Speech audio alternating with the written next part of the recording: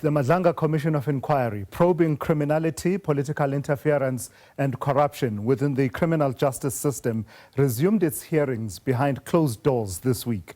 3 protected witnesses, known only as witnesses A, B and C, delivered damning testimony exposing corruption, collusion and criminal interference at the highest levels of the country's criminal justice and political systems. Let's start with witness A, who opened the week with a chilling account of senior police officers allegedly obstructing investigations into organized crime. Let's take a listen at an excerpt of witness A's testimony.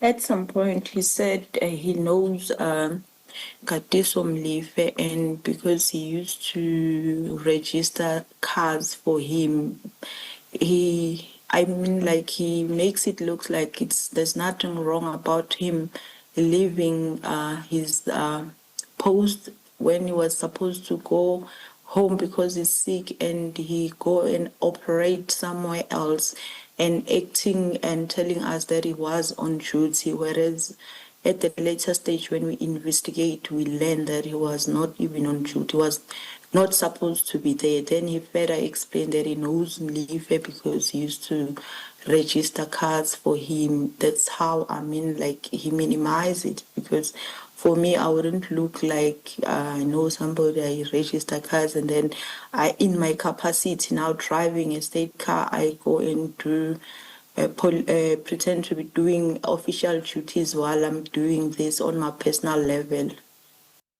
All right, that was witness B. Witness A, of course, having testified before, right at the start of the week. Witness B's testimony also revealed corruption at Transnet, with descriptions of how Lucky Molefe, nephew of alleged underworld figure Katiso KT Molefe, allegedly rigged tenders to benefit the SK Group. The witness also revealed a plot to murder engineer Armand Swart, who was gunned down in Vereeniging in April 2024. Another feature of her testimony was the suspicious fraternizing that she says was happening between police top brass, including her boss, Major General Richard Shibiri, the head of Organised Crime in Gauteng. Take a listen. And you say that when you inquired what they were doing there, they told you that they were sent by their general to find out what was going on at the premises. Did they say who their general was? They told us that they're being sent by their general national head, and then they didn't really say the name, but there will be only one national head of the Hawks at that time. Even if you are told that, you wouldn't then ask for the name. You would know who that person is. All right, wrapping up the week on Friday was witness C, who is a police forensic investigator linked to businessman Vusumuzi Ketmatlala, linked businessman Vusumuzi Ketmatlala to the kidnapping of Jerry Bushokga. The testimony also implicated suspended Deputy National Police Commissioner Shadrack Sibia, who allegedly received payments from Matlala. Let's unpack it all. The implications of these revelations. We're joined now by political and policy specialist Professor Theo Venter from the Northwest University Business School. Prof, good afternoon. Thank you for your time. Lots coming out from there. Witnesses A, B, and C. These are people at the coalface of law enforcement, especially in Gauteng, and driving these investigations that we've heard so much about. What picture emerged from you, for you, from the witnesses and their testimonies? Yeah, I think you're right. The testimony by them, A, B, and C, were very significant because it showed to us the intricate networks and how these networks operated, and the difficulty of honest policemen, detectives, to do their work, and the way in which they experienced pressure, sometimes the innuendo of pressure, sometimes direct pressure, to either do something or not to do something. The case that I recall was the bag with cartridge cells which they got, which eventually had to be forensically analyzed, and somewhere along the way it got distracted. Now, those things, if you look at the crime scene and how to deal with crime scene situations, there's a very specific science to it and very specific rules according to the police. And by the evidence that we heard, it is clear that there's a huge difference between the rules that apply and how people execute those rules, especially if they experience pressure from higher up or senior members and sometimes politicians. So yeah, I think they gave us a very clear picture how difficult it is to do those kind of work. And what picture does it paint, the fact that the pressure you're saying, on the one side is political in terms of how they describe, but on the other hand, it seems to be along the chain of command within the SAPS. And these are witnesses who are, as I say, within the heart of the operations. And therefore, I suppose their word really carries a lot of credibility, doesn't it? It does. But we must also be careful because in this, the picture that is currently emerging, if we take what happened at the ad hoc committee and we take what happened at Madlanga 2 or 3 weeks going on, it seems to me there's the emergence of a triangle. At the one corner of this triangle sits police top brass. And I think it was Old Minister Tsele that said yesterday a very famous sentence, and it wasn't picked up by the media, but teaching at a business school, one of the things we're saying, the biggest myth is that your top management is one coherent structure. Well, what we saw is that is again a myth. Your top structure is not as coherent as we think. So that is the one corner of the triangle. The other corner, of course, are the organized crime elements and entrepreneurs in that corner. And then the third corner, of course, the police. And if I can link what Tsele said to Madlanga, it's clear that some politicians have an arrogance as if they can acquire information or intelligence on behalf of the police. And if you look carefully at the Police Act, there's only one institution that can get information like from crime scenes or whatever, and that's crime intelligence. Nobody else, not even a politician, can do that. So one must be very careful in how you deal with these things, because people are now saying all kinds of things, and sometimes, and the last thing I want to say is that what we heard from A, B, and C, we must accept that some of it is hearsay. For instance, the claim about Judge Letwaba, I think that is not proof, that is hearsay, and one must deal very, very circumspect with hearsay at a level like this. Yeah. Let's talk about relationships, other than professional relationships and direct transactions in terms of service delivery between officials such as senior police leaders and individuals who are private citizens. But let's talk about fraternizing in social spaces. There was that famous revelation by witness A of interactions, parties being attended by senior police leadership, including the head of organized crime in Gauteng, and that kind of interaction. And you're seeing it as well, even in the Madlanga Commission of Inquiry, the ease with which some of our country's top leaders find themselves mixing with questionable characters. What does that reveal about, this is not something you can prescribe to a person and say, don't interact with that person, don't interact with that person. It's up to that person's judgment, isn't it?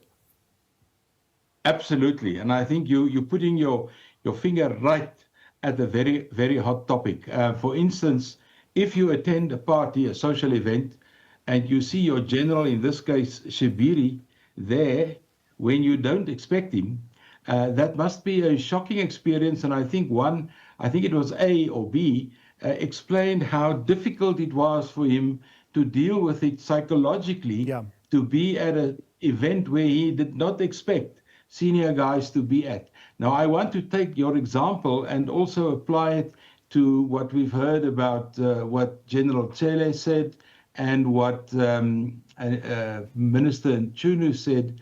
And one thing that has bothered me all along was if you go to the ANC's January 8th event every year, it's accepted that the police will be available and that they will secure such a big event, especially of the ruling party and now the dominant party in the RNU.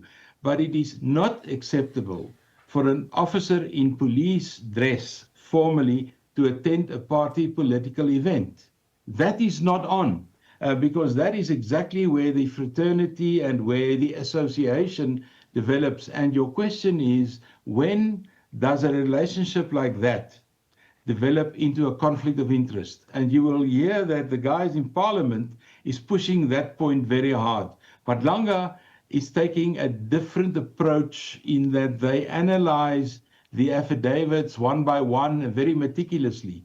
But if you let the politicians loose on an issue like this, you get the full tutti.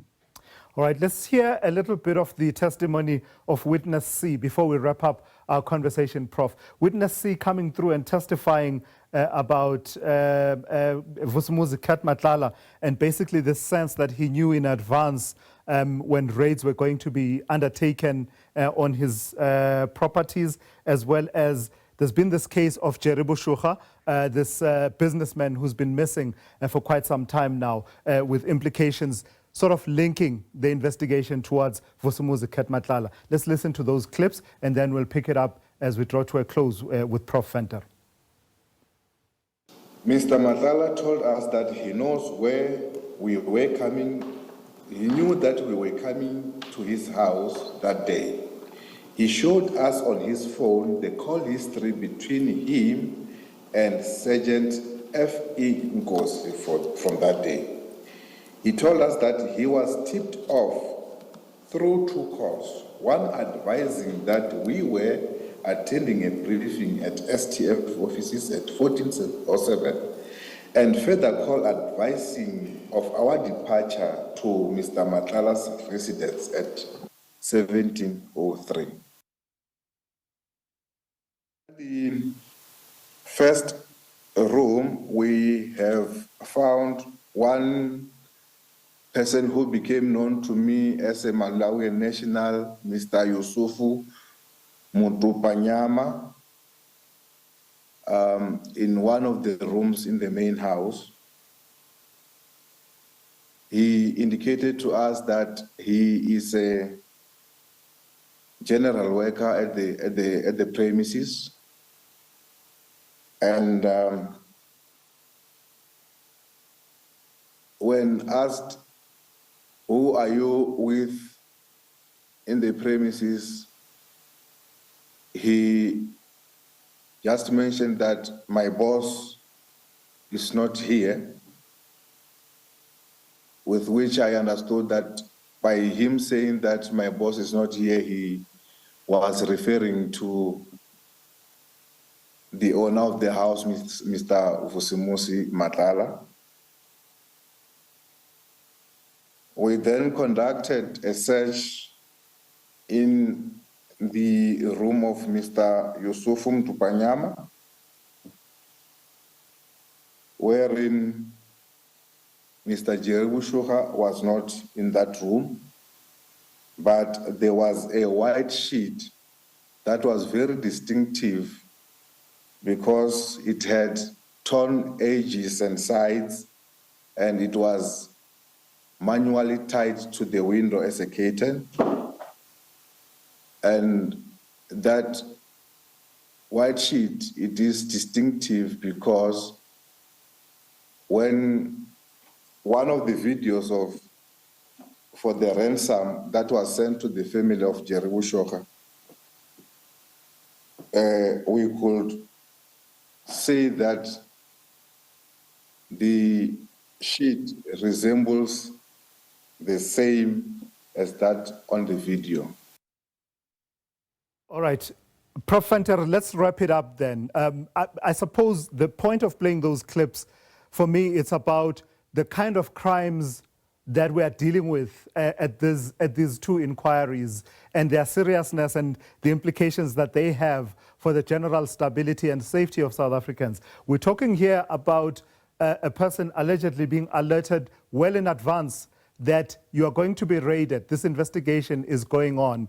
Secondly, we're talking about kidnapping and this whole idea of racketeering, running criminal enterprises. What does the testimony that we've heard thus far reveal about our descent into that realm, into the realm of organized crime, racketeering, the activities such as kidnapping, as well as what we saw, the plotting of the murder of Armand Swart, the way that it was undertaken? Yeah, and let me take a look from the angle of being a crime boss.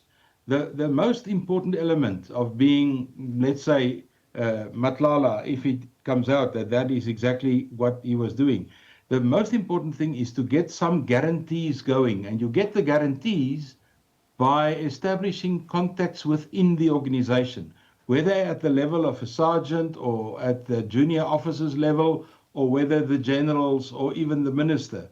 By getting that, almost your spies in the system gives you time to act. And that is, it's crucial. And I think the police need to look very, very close internally about how these leaks take place and how they manage these things. And I think we're paying a price now for factions within the top brass of the South African police service. And those factions are not only working against each other, but they're working against what the police should actually be doing. And I think we may hear more of these things as we go along, that organized crime has infiltrated into the decision-making level of the police, because otherwise they would not have had this information. Really concerning state of affairs. Thank you for that, Professor Theo Venter, who is a political and policy specialist at the Northwest University.